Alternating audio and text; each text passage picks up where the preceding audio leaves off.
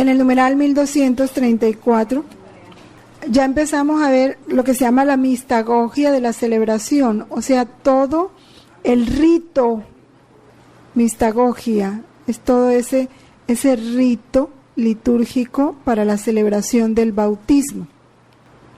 Este sentido y la gracia, como lo dice ese numeral, lo vamos entendiendo y comprendiendo mejor en la medida en que nos detenemos en el significado y en lo que realiza en el bautizado cada gesto del sacramento, ¿no? que se da en el sacramento.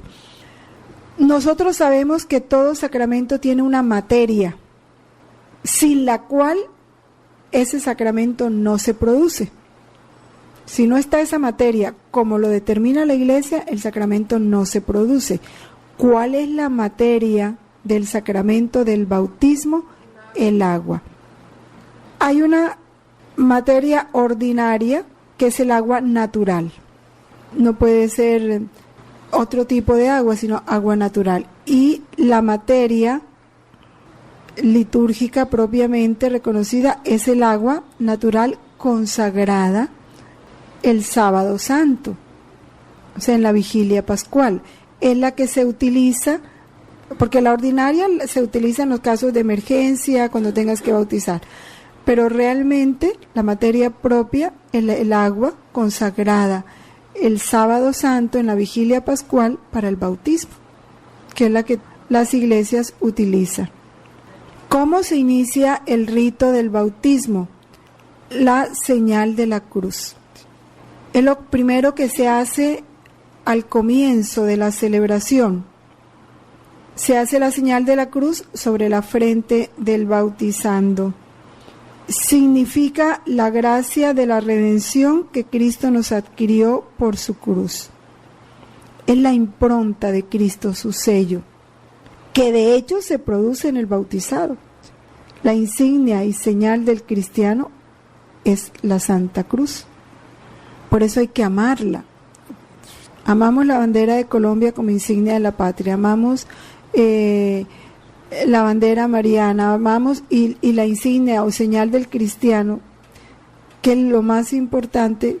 El cristiano no lo ama, pero no lo ama porque no conoce su significado, ¿sí? Es la redención. Significa y realiza en cada bautizado esa redención dada por Cristo. A la señal de la cruz sigue el anuncio de la palabra de Dios. Sabemos que la fe brota del anuncio de la palabra. La palabra suscita la fe, despierta la fe en el corazón de quien la escucha, porque la palabra es semilla y es Jesús mismo que se da como semilla. Y como la fe es don de Dios, al llegar al alma el anuncio de Dios, Dios mismo se le da como fe, como capacidad de recibirlo a Él mismo. El bautismo también significa, lo veíamos ya antes, la liberación del pecado y también liberación de aquel que nos incita al pecado, del instigador del pecado, que es el diablo. Por eso se da el exorcismo, uno o varios exorcismos sobre el candidato. Renunciáis a Satanás, renunciáis al mundo y a sus pompas. Tómense esa tarea de meditar a qué renuncié. El día del bautismo, ¿a qué renuncié? En la persona de mis padres y de mis padrinos. Pero meditado, o sea, ¿qué renunciar al mundo y a sus pompas, a sus vanidades? ¿Qué significa eso? ¿Qué significa renunciar a Satanás? ¿Qué significa renunciar al pecado? Y luego, en la práctica, ¿yo ya he renunciado a eso?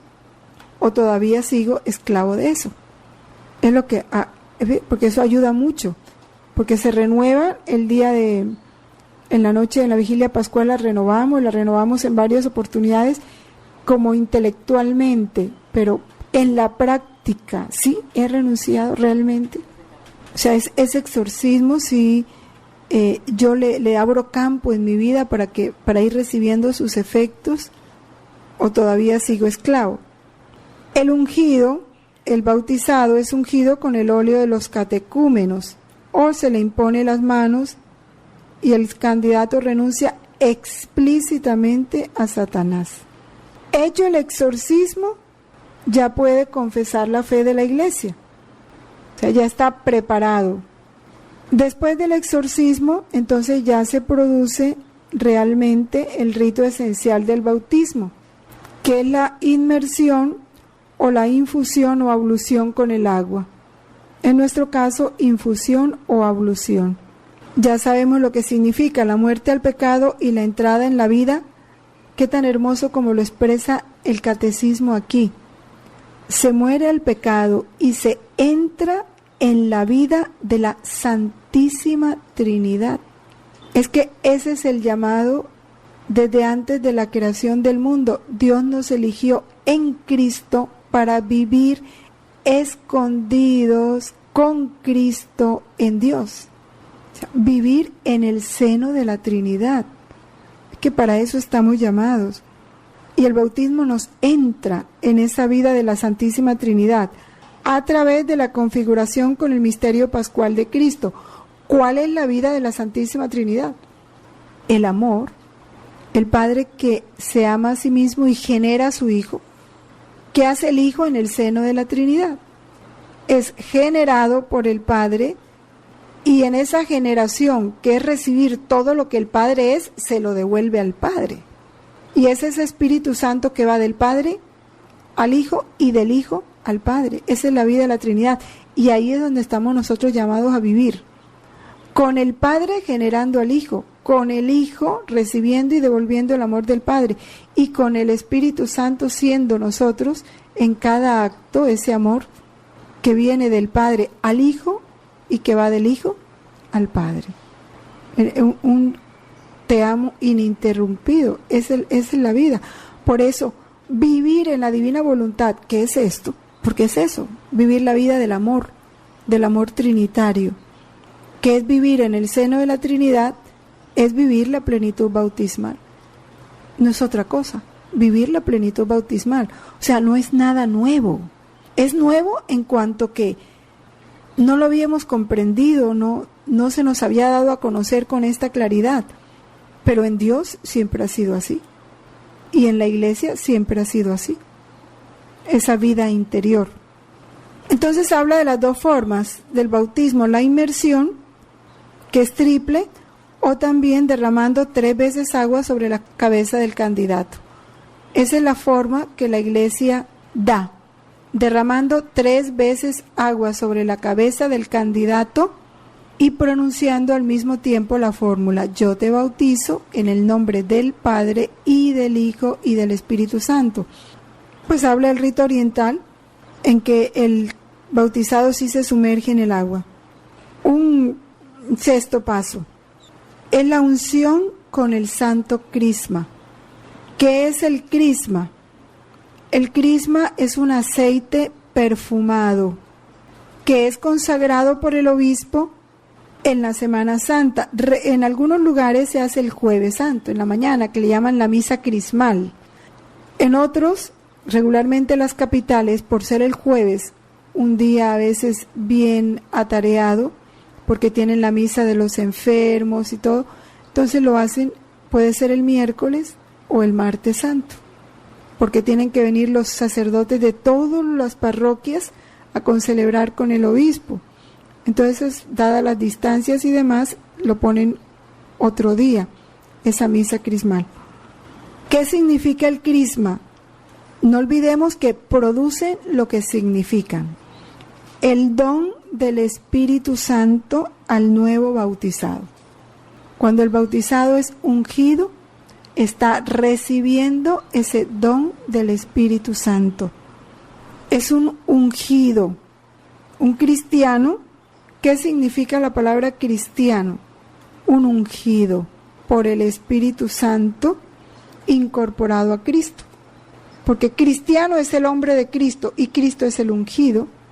El cristiano es aquel que participa de esa unción del Espíritu Santo y por lo tanto empieza a participar del sacerdocio, de la realeza y de Cristo como profeta. A través de esa unción Cristo le participa su carácter de sacerdote, de rey, de profeta. Ungido ya ha recibido el Espíritu Santo, ya ha sido incorporado a Cristo a través del bautismo, entonces el cristiano se le da una vestidura blanca. El rito oriental es más significativo en este sentido porque el niño va vestido de cualquier manera. En el momento de la inmersión, al niño se le desnuda totalmente y después de haber sido ungido, ya al niño se le pone toda su ropita blanca, nueva, ¿no? Indicando esa vida nueva. Acá pues ya se lleva vestido de una vez porque no se da ese proceso así, pero es el significado de la vestidura blanca. Ha sido revestido de Cristo, de su pureza, de su santidad, de su misma vida. Ha resucitado con Cristo. Y el cirio es esa luz. Recibe a Cristo, luz del mundo, y se hace por tanto con Cristo luz del mundo. Vosotros sois la luz del mundo. Yo soy la luz del mundo, dice Cristo. Él dice, yo soy la luz del mundo. Y luego dice, vosotros sois la luz del mundo. Porque nos participa, nos transforma en Él, que es luz. Eso es lo que significa el cirio encendido que se coloca en la mano del bautizado. En su condición de hijo de Dios, porque ya ha sido revestido de Cristo y Cristo es el Hijo de Dios, entonces el bautismo nos hace hijos en el Hijo. Nos incorpora, nos injerta en Cristo. Entonces ya el Padre nos dirá, este es mi Hijo amado, porque ve en el bautizado a Cristo. Ese nuevo bautizado es ahora Hijo de Dios en el Hijo único, es en Cristo. Puede ya entonces decir la oración de los hijos de Dios, que es el Padre Nuestro. ¿Por qué? Porque ya en ese corazón va a resonar la voz del Hijo. Porque acuérdense que cada que recitamos el Padre Nuestro, Cristo se pone a la cabeza. Y nuestra voz en la de Él es la que resuena al Padre. En el Padre, sí. Ese Padre Nuestro. Porque es en Cristo que nosotros recibimos ese derecho de poder decirle a Dios, Padre. Cristo se pone a la cabeza, siempre que vamos a recitar el Padre Nuestro. Esa es la voz que resuena ante el Padre, la de su Hijo. La de nosotros en Él, pero es esa voz del Hijo. También en el rito oriental, estos sacramentos de iniciación cristiana se dan juntos. Ya bautizado el niño, terminada toda esta ceremonia y rezado el Padre Nuestro, después que los padrinos y los padres han hecho la promesa de fe, la iglesia está preparada y todos los niños de la parroquia son invitados de manera especial ese día y le hacen una corte al bautizado. Entonces, del bautisterio que está separado del templo, pues en la parte lateral del templo, entra en desfile procesional con sus padres y sus padrinos el bautizado. Entonces es una fiesta, hacen todo, cantos y todo de una fiesta, entra el niño, participa con sus padres de la Eucaristía y en el momento de la comunión se le da al bautizado, se le da la comunión. Como son bebecitos, le dan unas gotitas de vino, pues de sangre de Cristo, ¿no? La comunión, pero bajo las especies de vino. Entonces reciben los tres sacramentos, el bautismo, la confirmación y la Eucaristía. Aquí pues ya se ha determinado esperar un tiempo para recibir la confirmación y la Eucaristía, separado del bautismo, a no ser que se haga el bautismo de adultos. Entonces sí recibe todos los sacramentos juntos. Por eso en el numeral 1244 habla de esa primera comunión eucarística. Neófito es el recién bautizado, el nuevo cristiano, ¿no? Neófito. Habla de que es admitido al festín de la boda del Cordero y recibe el alimento de la vida nueva, que es el cuerpo y la sangre de Cristo. Habla de las iglesias orientales, porque ellos aplican ese dejad que los niños vengan a mí. La bendición solemne, cuando se hace separada de la Eucaristía, pues se termina con una bendición. Como regularmente el bautismo es dentro de la Eucaristía, esa bendición solemne se da después de la comunión. En algunos lugares, después del rito del bautismo, la madre da esa bendición al hijo, pero hay que ver qué significa. Dios en ella ha depositado la fe y Dios a ella le ha encargado ese hijo de él para que a través de su educación lo lleve a la transformación en Cristo, porque el papel de una madre, porque cuando la mamá lleva a su hijo a bautizar, está reconociendo que ese hijo no es hijo de ella, sino de Dios. Y le va a decir a Dios, mira, ponle tu sello, o sea, márcalo como hijo tuyo. Dale todo la herencia que tú tienes para tus hijos. Dios realiza eso en el bautismo y se lo devuelve. Bueno, ahora edúcamelo como hijo mío, o sea, como otro Cristo. Tú eres responsable de encaminarlo hacia eso que yo quiero para él, ver en él otro hijo mío, o sea, la santidad de vida. Ese es el deber de una madre para con un hijo, encaminarlo hacia esa santidad a la cual Dios lo llamó, porque fuimos elegidos en Cristo para ser santos e inmaculados en su presencia por el amor, que es la vida trinitaria, la vida del amor. Eso es lo que significa la bendición de la madre. Reconozco en ti ese sello del Padre y me comprometo a que ese sello resplandezca cada vez más en ti. Es como yo soy la depositaria de la fe que Dios te ha dado, entonces yo me voy a encargar de que esa herencia se desarrolle. Tú tomes posesión de esa herencia. En cuanto a quién puede recibir el bautismo, ya habíamos hablado de todo ser humano que no ha sido bautizado. Se habla del bautismo de adultos y del bautismo de niños.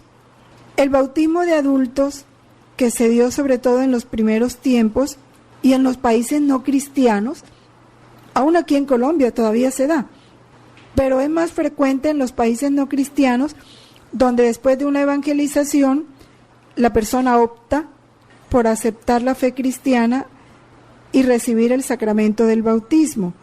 Por eso el catecumenado es una formación y noviciado prolongado de la vida cristiana, en que los discípulos se unen con Cristo, su Maestro.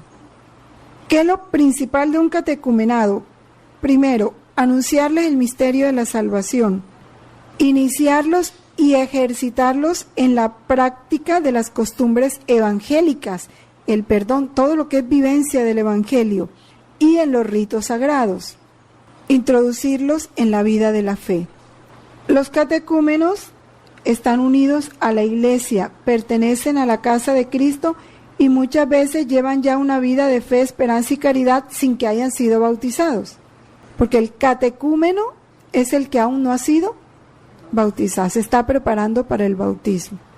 Y basta que haya decidido prepararse para el bautismo para que ya la Iglesia lo considere como hijo suyo, pues ya tiene el bautismo de deseo, ¿no? Por eso si un catecúmeno muere antes de recibir el bautismo, ya el hecho de haber deseado y haberse dispuesto a recibir el bautismo, ya le da el bautismo de deseo, que tiene para él los mismos efectos que un bautismo de hecho, ¿no? Un bautismo ya como sacramento. Ahora, en cuanto al bautismo de niños, siendo conscientes de cómo nacemos bajo el poder de las tinieblas, bajo el dominio del demonio, porque así nacemos, y considerando lo necesario que es recibir esa liberación y ese pasar de la muerte a la vida, recibir la libertad de los hijos de Dios, entonces la Iglesia ha permitido y ha impulsado el bautismo de niños. Si cuando hay esa resistencia al bautismo de niño, es pensar de cuánto han privado al niño, ¿sí?, de ser hijo de Dios. si no le administran el bautismo poco después de su nacimiento. Y miren el numeral 1251. Los padres cristianos deben reconocer que esta práctica corresponde también a su misión de alimentar la vida que Dios les ha confiado. Es una misión, es un deber. Desde que tú te bautizas, te casas por la Iglesia Católica, recibes el sacramento del matrimonio, ya te estás comprometiendo a ese deber de educar a los hijos que Dios te dé en esa fe católica. Y en los compromisos del matrimonio está, te comprometes a tener los hijos que Dios te dé y a educarlos en la fe católica, lo dicen los compromisos del matrimonio. Entonces, ¿por qué uno que se casó por la Iglesia Católica dice que no, que yo voy a esperar que él escoja?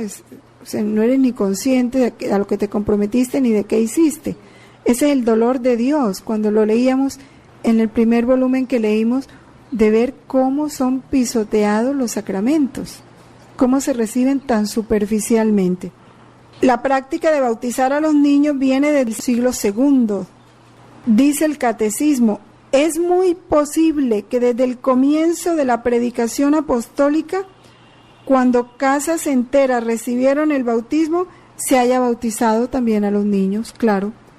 Tú y tus hijos, adultos, adolescentes o niños.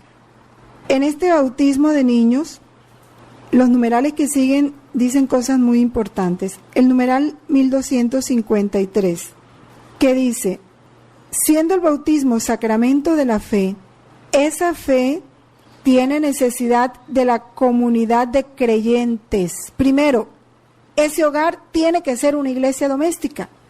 Es la primera comunidad con la que el niño entra en contacto. Y esa fe que el niño recibe necesita su comunidad más cercana, papá, mamá, hermanos, una comunidad creyente. Ahora, ha entrado en una iglesia, la primera iglesia a la que entra es la iglesia doméstica, su hogar, que está vinculada y que se deriva de esa iglesia local que es su parroquia. Solo en la fe de la iglesia puede crecer cada uno de los fieles. Pero si ni siquiera eso se le enseña, ni se le vincula, ni nada, no toma parte, ¿qué se está haciendo? Ahora, para el bautismo no se requiere una fe perfecta y madura, el niño no la tiene, sino un comienzo que empieza a desarrollarse.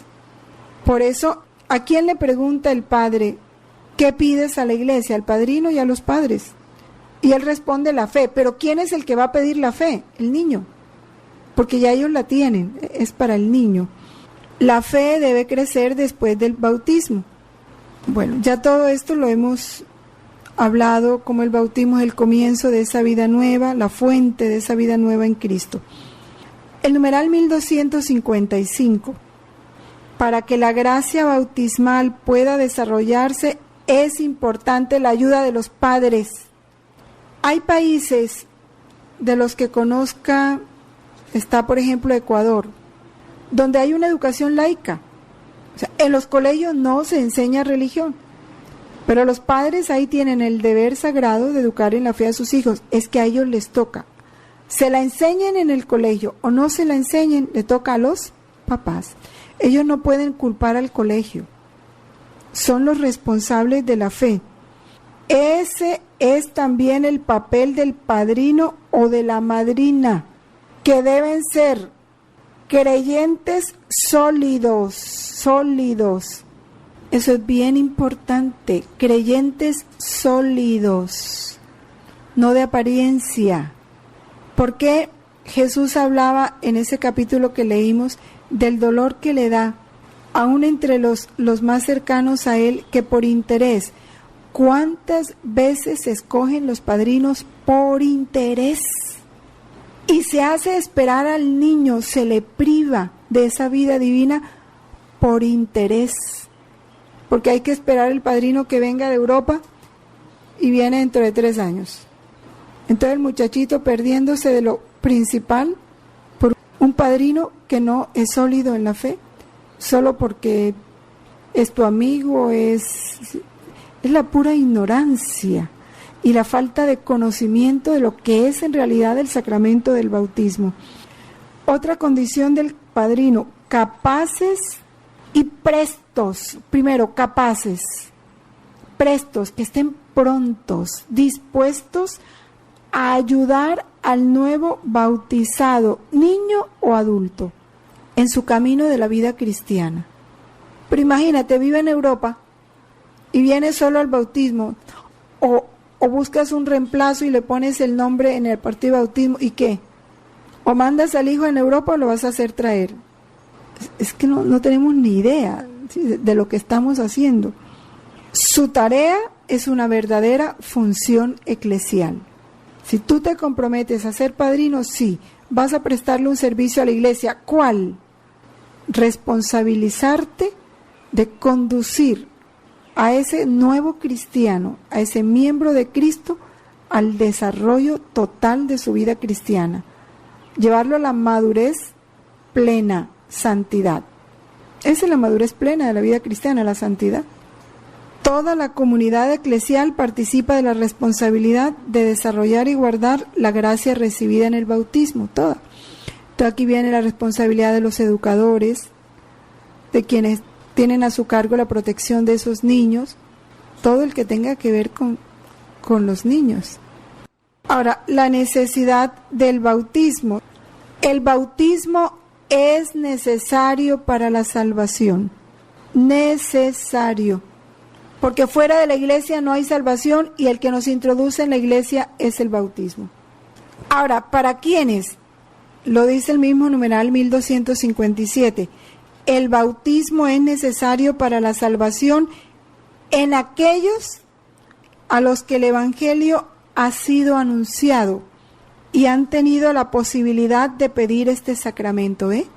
Ese bautismo, así como lo pone la iglesia, con la inmersión o la ablución, si ya se ha anunciado el Evangelio y ha tenido la posibilidad de pedir el sacramento, la iglesia no conoce otro medio para asegurar esa entrada.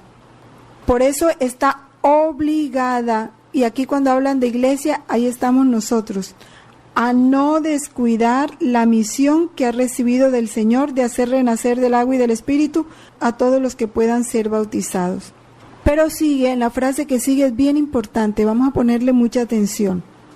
Dios ha vinculado la salvación al sacramento del bautismo, pero su intervención salvífica, la de Dios, no queda reducida a los sacramentos. Dios puede salvar a otros sin el sacramento del bautismo, porque Él es el Salvador. ¿Cómo? Entonces la iglesia explica los modos. En el 1258, que habla del bautismo de sangre, la iglesia posee la firme convicción de que quienes padecen la muerte por razón de la fe, sin haber recibido el bautismo, son bautizados por su muerte con Cristo y por Cristo. Ese es el bautismo de sangre. Este bautismo de sangre, como el de deseo, lo que ya les decía, incluso ya se ha dado en la iglesia, en el Japón, sí, creo que fue en Japón, y otros fueron en África, murieron por causa de estarse preparando para el bautismo unos catecúmenos. Recibieron el bautismo de sangre, no alcanzaron a este bautismo ritual, ¿sí?, con el agua, recibieron el bautismo de sangre. O el bautismo de deseo, no alcanzaron a recibir el bautismo y murieron en el tiempo de preparación, pero ya tienen el bautismo de deseo. Produce los frutos del bautismo sin ser sacramento. El volumen 11, en el capítulo 8, de marzo 8 de 1912, nos habla Jesús de un bautismo que es el del alma víctima. Vamos a leer aquí. Dice: hija mía, dile que le hago una gracia grande aceptándolo como víctima, porque el hacerse víctima no es otra cosa que un segundo bautismo. ¿Qué es una víctima? El que se dispone a sacrificarse en favor de. La víctima es la que es sacrificada. es sacrificada en favor de otros. Más bien, más que el bautismo, porque se trata de resurgir en mi misma vida, y debiendo la víctima vivir conmigo y de mí, me es necesario lavarla de toda mancha, dándole un nuevo bautismo y reafirmarla en la gracia para poder admitirla a vivir conmigo. Y en ese mismo volumen 11, en el capítulo 9, que es el de marzo 13, vuelve y nos repite lo mismo, marzo 13 del mismo año. Hija mía, el bautismo del nacimiento es de agua, por eso tiene virtud de purificar, pero no de quitar las tendencias y las pasiones. Sabemos que quedamos con la concupiscencia. El bautismo de víctima, esto se une con lo que veíamos, ¿no? La cruz y las mortificaciones forman un nuevo bautismo. El bautismo de víctima es bautismo de fuego. Por eso tiene virtud no solo de purificar, sino de consumar cualquier pasión y tendencia mala. Es más, yo mismo lo voy bautizando parte por parte. Mi pensamiento bautiza el pensamiento del alma, mi latido su latido, mi deseo su deseo, y así de todo lo demás. Este bautismo se desarrolla entre mí y el alma a medida que ella se da a mí y no vuelve a tomar lo que me ha dado. He aquí por qué, hija mía, no adviertes malas tendencias ni otras cosas. Esto te sucede por el estado de víctima. Por eso los catecúmenos que mueren antes de su bautismo, el deseo explícito de recibir el bautismo unido al arrepentimiento de sus pecados y a la caridad, les asegura la salvación. En el numeral 1260 hay una verdad, y que poco a poco el mundo tiene que ir cambiando cuando habla de las vocaciones. Dice, la vocación última, o sea, la principal del hombre es realmente una sola, la vocación divina, o sea, la llamada divina. Vocación es llamada, ¿no? ¿Y para qué fuimos llamados? ¿Para qué fuimos elegidos? Para ser santos e inmaculados en la presencia de Dios por el amor. A eso fuimos llamados. Por eso debemos mantener que el Espíritu Santo ofrece a todos la posibilidad de que de un modo conocido solo por Dios se asocien a este misterio pascual. ¿Cuál es el misterio pascual? Vida, muerte y resurrección. Ese es el misterio pascual. Muerte y resurrección, muerte y resurrección. Todo hombre que ignorando el Evangelio de Cristo y su Iglesia busca la verdad y hace la voluntad de Dios según Él la conoce, puede ser salvado. Y entonces los que no son bautizados, y entonces aquí está la respuesta. Según la verdad que conoce, según la voluntad de Dios que Él conoce, se adhiere a ella con un corazón sincero y puro, puede ser salvado. Se pueden suponer que esas personas habrían deseado el bautismo si lo hubieran conocido, porque tienen un corazón dispuesto a la verdad, y esa disposición la vivieron conforme a la verdad que conocieron, y eso se ve en muchos países. En cuanto a los niños que mueren sin bautismo, de eso la doctrina, el cardenal Ratzinger con todos los encargados de la doctrina de la fe están haciendo ahorita todo un estudio y una meditación y un discernimiento sobre los niños que mueren sin bautizar. Hasta ahora, ¿qué es lo que la Iglesia dice? Solo puede confiarlos a la misericordia divina. Si tú y yo, que somos egoístas, limitados, que nuestro amor es imperfecto, que nuestra bondad es imperfecta, ¿condenaríamos a un niño que muere sin bautizar? No, ¿verdad? Por eso se lo confiamos a la misericordia divina. Ya Dios, que es perfecto en su justicia y en su misericordia, sabe cómo maneja ese caso. Nosotros confiamos que la misericordia divina tuvo en cuenta todos esos, porque tú ¿qué harías? El niño quería bautizarse y sus papás no lo bautizaron, no le dieron a conocer el bautismo. Si nosotros miramos las cosas así, ¿cuánto más Dios, que conoce todos los elementos?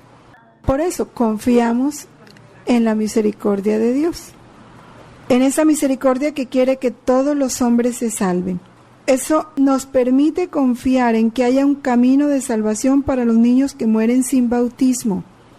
Por esto es más apremiante aún la llamada de la Iglesia a no impedir que los niños pequeños vengan a Cristo por el santo don de bautismo. En alguna parte leía la recomendación de que los padres no debieran dejar pasar después de nacidos un mes sin bautizarlos. No recuerdo, pero es en una parte de la iglesia que lo leí, no sé si en este catecismo u otro. Y es que debe ser así. O sea, si el bautismo lo hace heredero de la vida divina, ¿qué te demoras para darle lo mejor? Sobre estos niños que mueren sin bautismo, en el volumen 2, el capítulo 32, de junio 9 de 1899, junio 9, volumen 2, capítulo 32, dice: cuánta pena daba a Jesús la pérdida de las almas, mucho más la de un niño recién nacido que querían matar sin administrarle el santo bautismo. A mí me parece que este pecado pesa tanto en la balanza de la divina justicia, que es de los que más claman venganza ante Dios. Esto es lo que hace el pecado del aborto tan grande. No obstante, muy frecuentemente se renuevan estas escenas dolorosas. Mi dulcísimo Jesús estaba tan afligido que daba piedad. Viéndolo en tal estado, no me atreví a decirle nada, y Jesús solo me ha dicho: hija mía, une tus sufrimientos con los míos, tus oraciones con las mías. Así, delante de la majestad de Dios, son más aceptables y aparecen no como cosas tuyas, sino como obras mías. Y luego, en el volumen 36, capítulo 1, de abril 12 de 1938, Luisa, haciendo un giro, estaba pidiendo en la voluntad de Dios, fíjense, qué interesante, el bautismo para todos los recién nacidos que saldrían a la luz del día. Estaba pidiendo la vida divina reinando en ellos, ¿no? Mi voluntad no ha dudado un instante. Inmediatamente ha pronunciado su fiat, o sea, lo que ella pidió, se dio. Y ha formado tantas vidas de sí por cuanto recién nacidos salían a la luz, bautizándolos como tú querías. El portento que puede hacer un giro en la voluntad de Dios. Primero con su luz y después dando a cada uno su vida. Y si estos recién nacidos, por incorrespondencia o por falta de conocimiento, no llegarán a poseer esta vida nuestra, pero para nosotros esta vida queda. Y tenemos tantas vidas divinas que nos glorifican, nos bendicen y nos aman como nos amamos nosotros mismos. Las gracias que produce este sacramento, o los efectos, ¿no? Primero, son dos efectos principales o centrales. Nos purifica de los pecados. Por eso el bautizado, tenga la edad que tenga, haya hecho lo que haya hecho, le quedan perdonados todos los pecados y toda la pena eterna y temporal debida por el pecado. O sea, se muere y se va derechito al cielo. Haya cometido lo que haya hecho, el bautismo tiene una purificación, una remisión total de los pecados. No necesitan confesarse, todos los pecados son perdonados. El pecado original y todos los pecados personales cometidos hasta ese momento, así como todas las penas de pecado. Ahora, no necesita confesarse, pero si es un adulto, la preparación que ha tenido, el conocimiento de Dios, lo tiene que llevar a un sincero arrepentimiento de lo que ha hecho y a un propósito sincero de cambiar de vida, porque está aceptando todas las enseñanzas del Evangelio, está aceptando sus compromisos como bautizado. Por eso el catecúmeno el adulto necesita una buena preparación para que no profane ese sacramento. Lo que decíamos en el numeral anterior, necesita haberse arrepentido sinceramente de sus pecados y tener una disposición sincera de cambiar de vida. Por eso se le perdonan todas las penas del pecado, no solo los pecados, sino las penas eternas y temporales merecidas por el pecado. Ahora, como todo bautizado, quedamos con la concupiscencia y con algunas consecuencias del pecado, como son los sufrimientos, la enfermedad, la muerte, las fragilidades inherentes a la vida, como la debilidad de carácter, etc. Y la inclinación al pecado. Esto se ha olvidado. A la gente se le ha olvidado que la concupiscencia inclina al niño al mal, y por eso tanto libertinaje, porque les parece que no es que son niños. No, hay la inclinación al pecado, y esa es la parte que tiene que ver el adulto. El niño no prevé, pero el adulto sí tiene que prever y no ponerlo en las ocasiones de pecado. Y eso se ha descuidado mucho, entonces ha habido un libertinaje, y por ese descuido de los padres y esa falta de conciencia de que en cada naturaleza está la concupiscencia, es que ha habido tanta degeneración en los niños y en los jóvenes, porque los padres no han tenido el cuidado que como tal les corresponde, para ir enderezando lo que ven torcido, para ir previendo. La concupiscencia dejada para el combate no puede dañar a los que no la consienten y la resisten con coraje por la gracia de Jesucristo. Esto es lo que hay que enseñarle a los niños, para que se hagan fuertes frente a la concupiscencia y a la tendencia al mal. El bautismo hace del bautizando una criatura nueva. No solamente lo purifica, lo limpia del pecado, sino hace una nueva creación. ¿Y qué es una nueva creación? Eso es otra expresión que hay que meditar. ¿Qué sucedió en la creación? ¿Qué sucedió cuando Dios crea al hombre? Le sopla y le da su espíritu, su misma vida. Dios se mete a vivir en el hombre. Eso sucedió. Hizo del hombre su morada. Eso que sucedió en la creación vuelve a suceder en el bautismo, una nueva creación.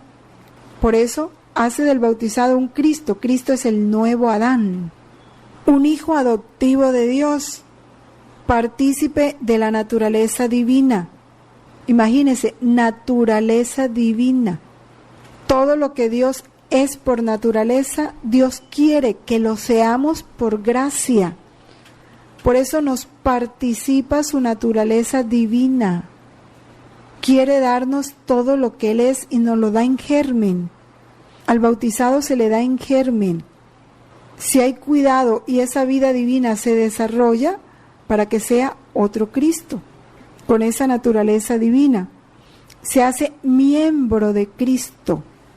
Entonces, a partir de ese momento, ¿qué va a correr por ese bautizado que es miembro de Cristo? La vida de Cristo, porque es miembro del cuerpo de Cristo. Cristo es la cabeza. Coheredero con Cristo, coheredero. La misma herencia de Cristo, Dios quiere dársela a ese hijo adoptivo. Templo del Espíritu Santo. Templo del Espíritu Santo, que son gracias como para empezar a meditar en cada una de ellas. Lo que significa ser coheredero con Cristo, lo que significa ser templo del Espíritu Santo. ¿Qué es un templo? Y cuando se dice templo del Espíritu Santo, se dice templo de la Santísima Trinidad, porque donde está el Padre, está el Hijo y está el Espíritu Santo. 1265. Donde está el Espíritu Santo, está el Padre y está el Hijo. Entonces es templo de la Trinidad. ¿Y para qué se crea un templo? ¿Para qué se consagra un templo? Porque el cristiano es un consagrado. ¿Para qué se consagró ese templo? Para que en ese templo solo se dedique a rendirle culto a Dios. No más. Todo lo del templo está consagrado a Dios. Todo lo del templo es para Dios. Todo el que llegue a ese templo tiene que llegar a honrar a Dios. Todo lo que se hace en ese templo es para la gloria de Dios. Eso tiene que ser el hombre. Si es un templo de la Santísima Trinidad, todo en él, pensamientos, miradas, palabras, gestos, actos, tienen que tener un único fin, la gloria de Dios. Es lo que nos dice el apóstol. Todo lo que hagáis sea para la gloria de Dios, que somos templo de la Santísima Trinidad. La Santísima Trinidad da al bautizado la gracia santificante, la gracia de la justificación. Recordemos que gracia es vida divina, la gracia es la bilocación de Dios en la criatura. Eso es la gracia. Dios nos está regalando su misma santidad, la capacidad de hacernos santos como Él es santo, porque ese es su deseo. Esta gracia santificante y de justificación le hace capaz de creer en Dios, la fe, de esperar en Dios, la esperanza, y de amarlo. Porque si Dios no nos da la capacidad de amarlo, ¿y cuándo nos da la capacidad de amarlo? Derramó el Espíritu Santo en nuestros corazones. Porque el que ama a Dios en nosotros es el Espíritu Santo, que es el amor que procede del Padre y del Hijo. Del Padre al Hijo y del Hijo al Padre. Nosotros en el bautismo somos hechos hijos en el Hijo. Entonces, el mismo amor que procede del Padre al Hijo es el mismo amor que viene del Padre a nosotros, que somos hechos hijos en el Hijo. Y ese amor que llega a nosotros es el que va de nosotros al Padre, que es la caridad. ¿Sí? Esa capacidad de recibir su amor y de devolvérselo. Si Dios no nos da esas virtudes teologales, no tenemos ni capacidad de creer, ni capacidad de esperar, ni capacidad de amar. ¿Cuánto se pierde quien no se bautiza? ¿Qué más nos concede esa gracia? Poder vivir y obrar bajo la moción del Espíritu Santo mediante los dones del Espíritu, porque al derramar el Espíritu Santo en nuestros corazones, con él vienen todos sus dones, y haciéndose nuestro ser, nuestra alma, morada del Espíritu Santo, el Espíritu Santo va a realizar allí toda su actividad. ¿Qué hace el Espíritu Santo? Santifica. ¿Qué hace el Espíritu Santo? Diviniza. ¿Qué hace el Espíritu Santo? Transforma, ama, todo lo que el Espíritu Santo hace. Le permite, al tener los dones del Espíritu Santo, pues va a crecer en las virtudes morales. Y todo el organismo de esa vida sobrenatural del cristiano empieza a desarrollarse a partir de esa raíz, de esa semilla que ha sido sembrada, que es el bautismo. ¿Qué más hace el bautismo? Nos incorpora a la iglesia y cuerpo de Cristo. Esto no son palabras bonitas, que es incorporar, entrar en el cuerpo. Cuando se te incorpora algo es porque se ha metido en tu cuerpo. El cuerpo de Cristo es la iglesia. Antes de bautizarse, se está fuera de la iglesia, no se pertenece al cuerpo. El bautismo te mete en Cristo y ocupas ahí un lugar. Ya eres parte de Cristo, porque Cristo es la cabeza y Cristo es el cuerpo. Nosotros somos miembros de ese cuerpo, porque la iglesia toda es Cristo. Entramos a formar parte de ese cuerpo de Cristo. Meditar en este misterio es hermoso. Somos miembros los unos de los otros. Estamos vinculados. No puede decir el dedo del pie que no forma parte o que no está vinculado con la mano, o que no está vinculado con la nariz, porque la nariz va a percibir todo lo que emana de su cuerpo, sea de los pies, sea de las manos, sea de las orejas. O sea, hay un vínculo en cada uno de los miembros. Eso sucede con la iglesia. Todos somos miembros los unos de los otros. Por eso todos tenemos que sentirnos hermanos y dolernos lo que le sucede al otro como si me sucediera a mí, Esto es lo que nos da el don de la caridad. Y hacia allá tenemos que caminar, por lo menos desearlo. En un solo espíritu hemos sido todos bautizados para no formar más que un solo cuerpo. Por eso dice San Pablo, ya no soy ni judío, ni griego, ni... ¿sí? Somos un solo cuerpo en Cristo. Eso nos hace piedras vivas de ese edificio espiritual que es la iglesia. Ya ese bautismo nos hizo profetas, sacerdotes y reyes con Cristo. Por eso nos llaman pueblo elegido, sacerdocio real, nación santa, pueblo adquirido, ciudadanos del cielo. Son calificativos que no podemos dejar por el suelo. ¿Para qué? Para anunciar las alabanzas de aquel que os ha llamado de las tinieblas a su admirable luz. Vamos a leer en el volumen 33, el capítulo 23, de julio 20 de 1934.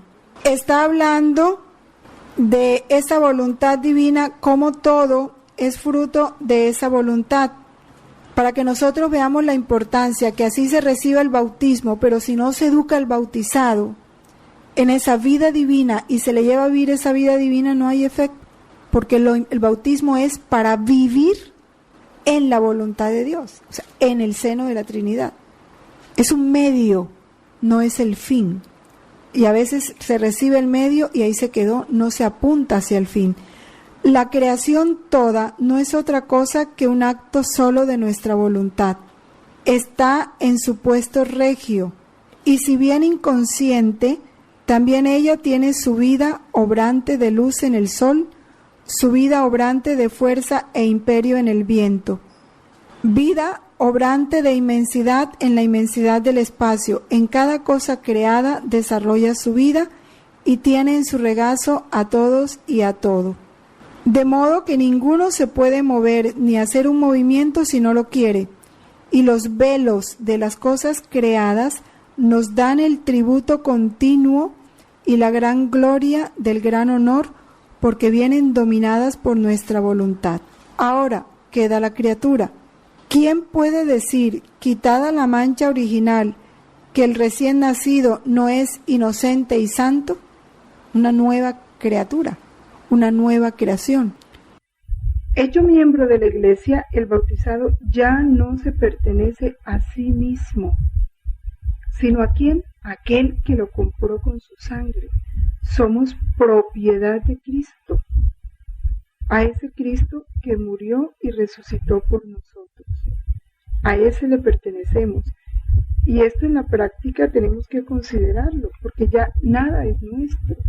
Si todo yo le pertenezco a Cristo, mi tiempo, mi trabajo, mis proyectos, mis afectos, mis pensamientos, mis actos, todo es de Cristo. Es Él el que tiene que disponer de todo eso. La vida de Cristo es la que tiene que correr en nosotros, no la nuestra. Y en razón de que es Cristo el que tiene que vivir en nosotros y nuestra vida escondida en Cristo, de ahí se deduce que todo lo que Cristo vivió lo tenemos que vivir nosotros. Por eso, si Él se hizo obediente hasta la muerte y muerte de cruz, nosotros estamos llamados a someternos a los demás. Todo bautizado tiene un deber sagrado de obediencia con todos, un deber de servicio en comunión con la Iglesia. No he venido para ser servido, sino para servir y dar mi vida en rescate de muchos, dice Jesús.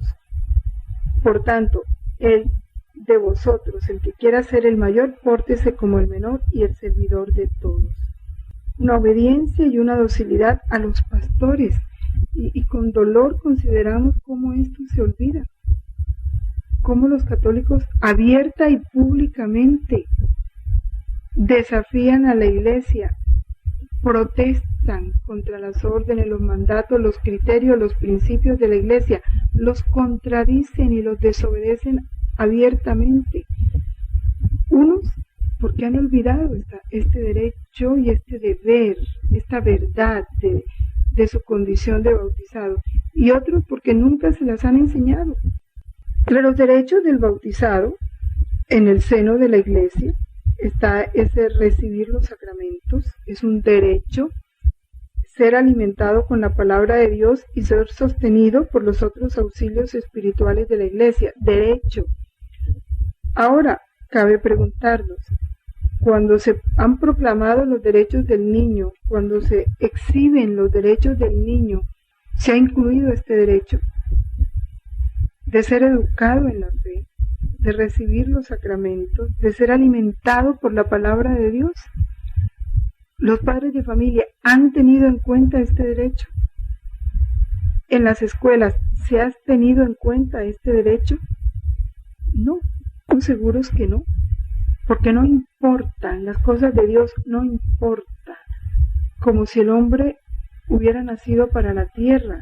Se ha olvidado que el hombre es ciudadano del cielo. Los bautizados, de igual manera, están obligados a confesar delante de los hombres la fe que recibieron de Dios, como la confesó Cristo, su condición de Hijo de Dios, a precio de sangre, muriendo en la cruz. No dejó de confesar la verdad. Eso tiene que hacer todo bautizado. Y si eso requiere un precio, hay que pagarlo. El precio de la vida, el precio de la sangre, el precio de la persecución, cualquiera que sea. Participar en la actividad apostólica y misionera del pueblo de Dios. Los sacramentos son medios. El fin es la gloria de Dios, el reino de la voluntad de Dios en la tierra. Si al bautizado no se le enseña a vivir en la voluntad de Dios, a conocer la voluntad de Dios, a amarla, a dejarla reinar en su vida, el medio no surte efecto, no sirve para nada. El bautismo además crea un sello espiritual indeleble, imprime en el hombre un sello espiritual. El bautismo es configurado con Cristo y le imprime un sello de pertenencia a Cristo, y este sello no es borrado por ningún pecado, aunque el pecado impida al bautismo dar frutos de salvación. Por eso, un hereje, cuando se habla de la excomunión, el hereje, el apóstata, sale de la iglesia en cuanto que no puede recibir los sacramentos, no participa de la vida de la iglesia externamente, materialmente, pero es un cristiano. Es un cristiano, y si se condena como cristiano y recibirá la pena como cristiano que ha despreciado todas las gracias y toda la vida de Cristo. Nada borra ese sello del cristianismo. Este carácter sacramental consagra al bautizado para el culto religioso, capacita y compromete a los cristianos a servir a Dios mediante una participación viva en la liturgia de la Iglesia y a ejercer su sacerdocio bautismal. Este sello del Señor es el sello con que el Espíritu Santo nos ha marcado para el día de la redención. Este sello es el mismo Espíritu de Dios que se coloca en nosotros, que se nos da. Y es un sello de vida eterna.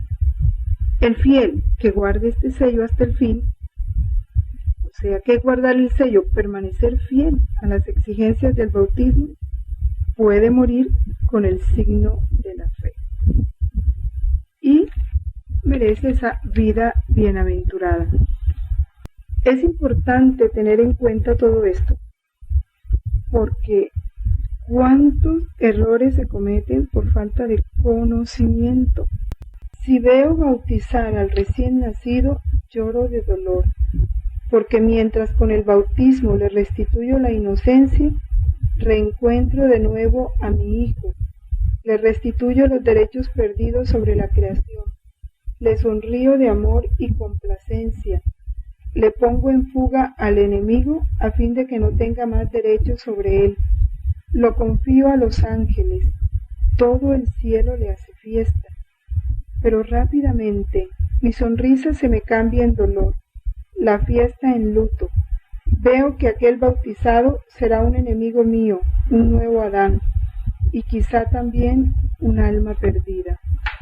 Oh, cómo gime mi amor en cada bautismo, especialmente si se agrega que el ministro que bautiza no lo hace con el respeto, dignidad y decoro que conviene a un sacramento que contiene la nueva regeneración.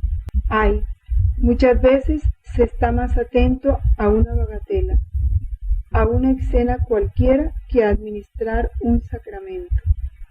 Así que mi amor se siente herir por el bautizante y por el bautizado, y gime con gemidos inenarrables. Entonces, ¿no quisieras tú darme por cada bautismo una correspondencia de amor, un gemido amoroso para hacer compañía a mis dolientes gemidos? Vamos a retomar todos estos compromisos que adquirimos en el bautismo para vivirlos y darle así al Señor la satisfacción plena que Él espera. Vamos a terminar en el nombre del Padre, del Hijo, del Espíritu Santo. Amén.